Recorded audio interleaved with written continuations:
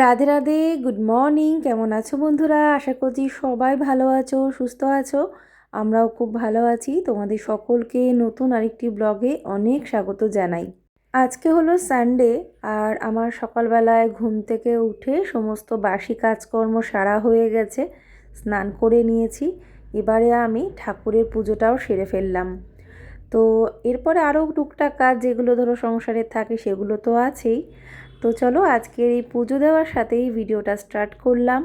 আর দেখবে সকাল সকাল সমস্ত কাজ সেরে স্নান করে নিয়ে ভগবানকে একটু ধূপ দ্বীপ দেখিয়ে একটুখানি এইভাবে যদি দিনটা শুরু করা যায়, তাহলে যেন সত্যি মনে একটা আলাদাই শান্তি আসে।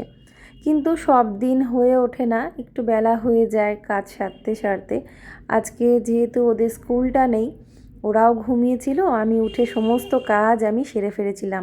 তো চলো তোমাদেরকে সাথে নিয়ে ব্লগটা আজকে স্টার্ট করলাম। আর এখন কিন্তু 9:30 মতো বেজে গেছে।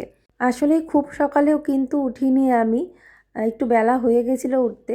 তবুও ঘুম থেকে উঠে যেহেতু সব কাজগুলো করে ফেলতে পেরেছি, সেজন্যই একটা শান্তি আছে। সূর্যদেবকে জল দিতে পেরেছি। আর আজকে যেহেতু সানডে ছিল, তো প্রতিদিন সূর্যদেবকে জল দিতে পারি না, তার কারণ সূর্যদেবকে জল দেওয়ার একটা নিয়ম আছে। 9টার ভেতরে নাকি 10টার ভেতরে দিতে হয়।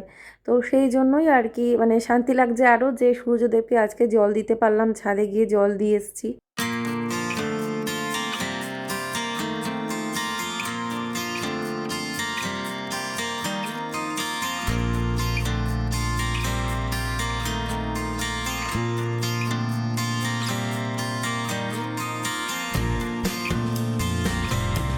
তো দেখো তোমাদের দাদা এখানে বাজার নিয়ে এসেছে।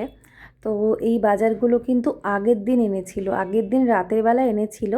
আসলে ও বাড়ি ফেরার সময় না, ও নিয়ে এসেছিল একটা অন্য বাজার থেকে। আসার পথে যে বাজারগুলো পড়ে, কি বললো যেন গুপ্তিপাড়া এরকম একটা কিছু বলল।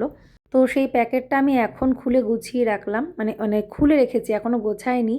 তো এখানে সাদা মূলোটা এনেছে, দুটো ফুলকপি এনেছে, অনেকগুলো কিন্তু বেগুন এনেছে। মোটামুটি মানে পরিমাণটা বলতে পারলাম না, দেখতেই পাচ্ছ, সংখ্যা দেখে বুঝে নাও, বড় বড় বেগুন। আর একটা বড় লাউ এনেছিল, আর কিছু পেঁপে এনেছিল, একদম টাটকা সবজি। তো যাই হোক, এখন দেখো বসে পড়েছি, আজকে যা যা রান্না হবে সেগুলো এখন রেডি করছি। ওদিকে আমি ভাতটা কিন্তু চাপিয়ে দিয়েছি, গ্যাসেই ভাত চাপিয়ে দিয়েছি। এখন এই সবজিটা বানিয়ে তারপরে রান্নাটা কি রান্না করব সেগুলো ঠিকঠাক করে গুছিয়ে নিয়ে রান্নাটা সেরে ফেলবো।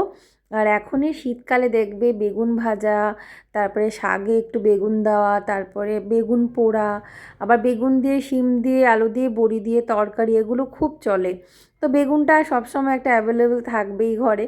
আর ও তো সবজি দেখলে থাকতেই পারে না, এক গাদা বাজার নিয়ে চলে আসে। মানে একটা ধরো যেটা ঘরে রয়েছে সেটাও ও নিয়ে চলে আসবে বেশি বেশি করে। প্রচুর সবজি ও মানে কেনে আর কি। আর এই শীতের সবজি সত্যি কথা দেখলেই কিনতে ইচ্ছে করে। তো সবজি তো বানানো কমপ্লিট, কি রান্না করব সবার আগে না আমি একটু টিফিন বানিয়ে দিচ্ছি ওদের, মানে সকালের খাবার। তো সকালের খাবার আজকে দেখলাম একটু পাস্তা বানিয়ে দিই। পাস্তাটা ওরাও খাবে, আর ওদের ম্যাম একটু পরে পড়াতে আসবে, তো ওকেও একটু দিতে পারবো। সকালে একটু টিফিন মতো দিয়ে দিই যখন ধরো এই সময় পড়াতে আসে। আর জানি যে সকালবেলায় হয়তো পড়াতে বেরোয়, একজনকে পড়িয়ে তারপরে ওদেরকে পড়াতে আসে। তো স্বাভাবিকভাবে অনেকটাই সকালে বেরোয়। সেই জন্য যখন এই টাইমে পড়ার থাকে আর কি, মোটামুটি 11টা নাগাদ পড়াতে আসে। তো মানে অফ ডে মানে ছুটির দিনগুলোতে যখন পড়ায়, তো তখন আমি কিছু টিফিনের মতো বানিয়ে দিই, ওরাও খায় আর ওকেও দিয়ে দিই। মানে কিছু খাবার ব্রেকফাস্টে সেরকম কিছু বানালে আমি রেখে দিই। তো এই আর কি। আর সন্ধ্যাবেলায় যখন পড়াতে আসে তখন তো এমনি চা বিস্কিট ছাড়া কিছু দেওয়া হয় না, সেরকম একটা খুব কম কিছু দেওয়া হয়। তো যাই হোক, আজকের এই পাস্তাটা না নতুনভাবে বানালাম, এত টেস্টি হয়েছে, কিন্তু আমার ভাগ্যে হয়নি, পরিমাণটা এমনই ছিল। মানে আমি আমার হিসেবে আর বানাতে পারিনি, কিন্তু ওই রকম মানে আমি যেরকমটা পছন্দ করি ওই রকম টেস্টে কিন্তু বানিয়েছি। বাঁধাকপি দিয়ে আলু দিয়ে টমেটো দিয়ে এত টেস্টি হয়েছে, ও তো বলছিল মা আজকেরটা পুরো অন্যরকম। এইভাবে না পাস্তা বানিয়ে দেখবে, খুব ভালো লাগবে। তো এখানে দেখো আমি বড়ি ভাজা করছি, কারণ মা ঠাকুরকে ভোগ দেবে। তো সেই জন্য না বড়ি ভাজা, মাকে বললাম কি তুমি বড়ি ভাজা দিয়ে লঙ্কা ভাজা দিয়ে আলু সেদ্ধটা মাখো।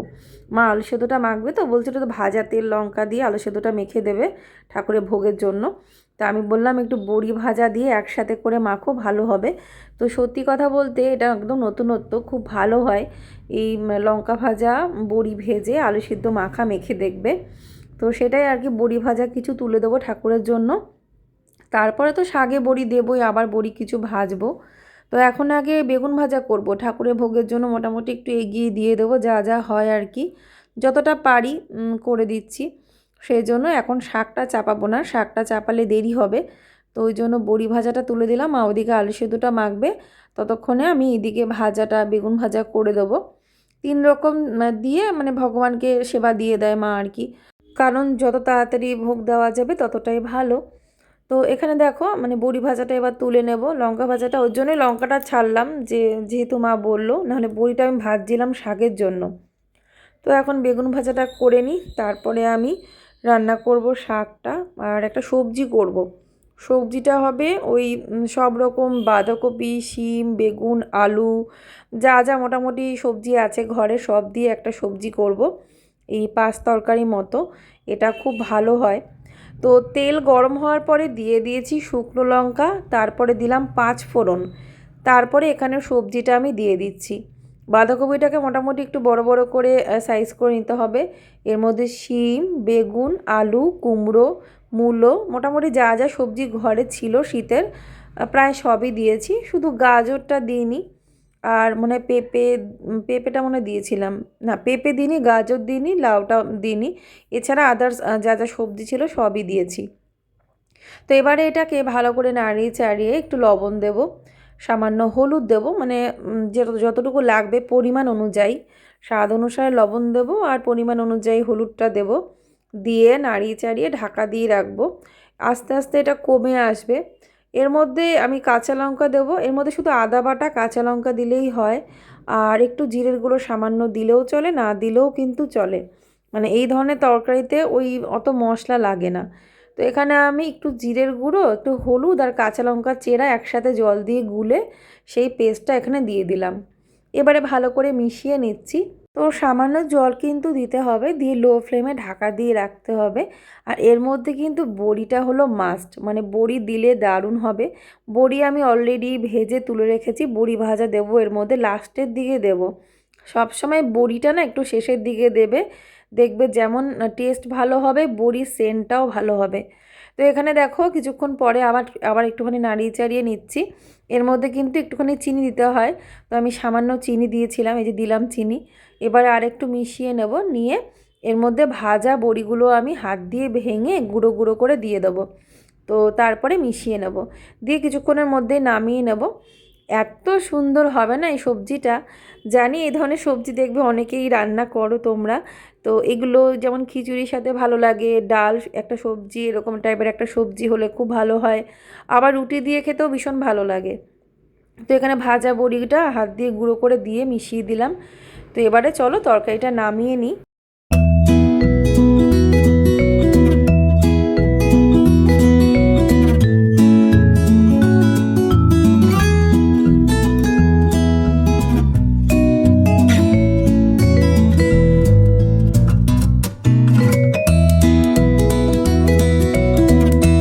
তো দেখতেই পাচ্ছ সবজিটা দেখতে কত টেস্টি হয়েছে। এরকম টাইপের লাবড়া বা পাঁচ তরকারি তোমরা অবশ্যই বানিয়ে দেখবে, খুব ভালো লাগবে।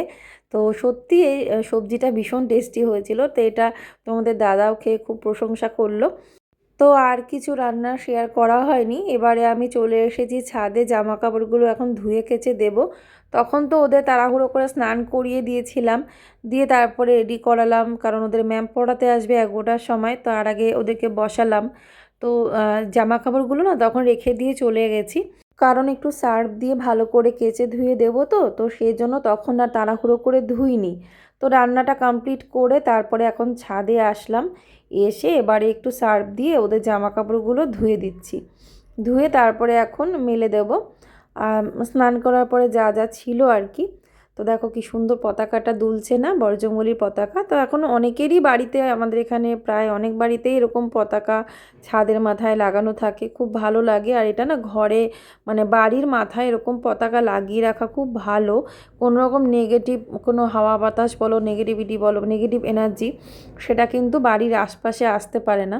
তো ওই যে অনেক আগে একটা কথা তোমাদের বলেছিলাম, শেয়ার করেছিলাম মনে হয় আরেকটা চ্যানেলে, যে আমাদের বাড়ির ওপর দিয়েও কিন্তু একটা নেগেটিভ হাওয়া মানে যাতায়াত করতো, মানে এখনও হয়তো আছে, মানে প্রচুর, মানে এর এফেক্ট বা অনেক প্রমাণ আমরা পেয়েছি, আমি সেগুলো কিছুটা শেয়ারও করেছি ভিডিওতে। এগুলো অনেকে বিশ্বাস করে না, কিন্তু ঘটনাগুলো যাদের সাথে ঘটে না তারাই একমাত্র বলতে পারবে যে এটা আসল মানে রিয়েল নাকি আসলে মিথ্যে।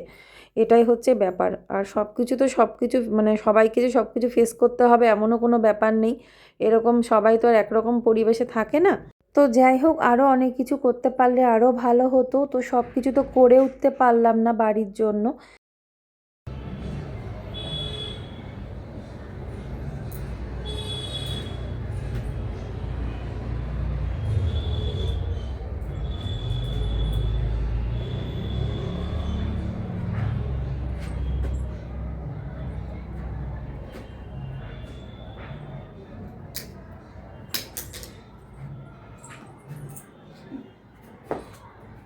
ছাদে যখন কাজ করছিলাম আমার ক্যামেরা লেন্সের ওপরে মনে হচ্ছিলো কিছু একটা ধোঁয়াশা ভাব ছিল, সেটা আমি খেয়াল করিনি, পরে ঠিক করলাম, মুছে দিলাম।